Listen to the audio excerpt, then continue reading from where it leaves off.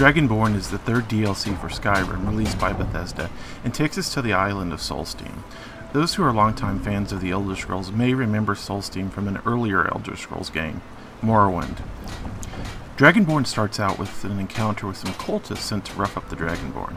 After following the breadcrumb quest, you find yourself taking a ship to Solstheim, where you immediately are greeted by a Bosner, who I'm pretty sure has a stick up his ass.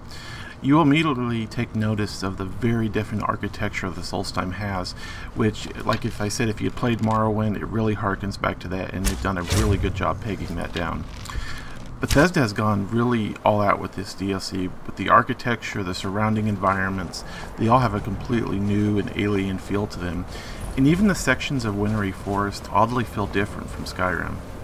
The island of Solstheim itself is dotted with new caverns, caves, and ruins to explore, and Bethesda has done a terrific job giving us new dungeon designs that really reflect the improvements made since the vanilla version of Skyrim.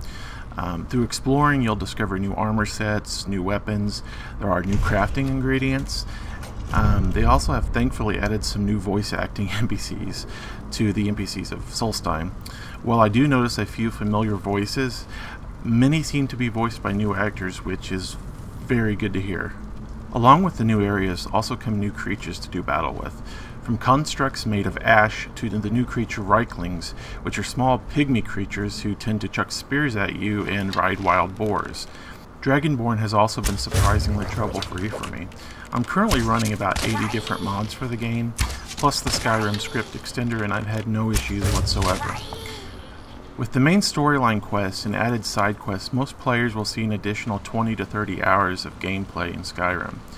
My only real complaint with Dragonborn is that an early dungeon requires a new NPC companion.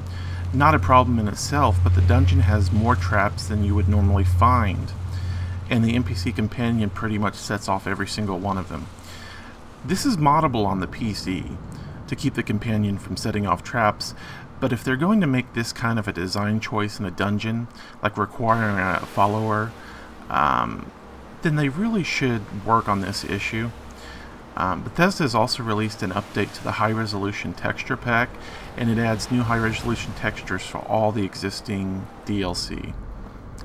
Overall, Dragonborn is an outstanding DLC for an already terrific game. If you're a Skyrim fan, you should definitely be picking this one up.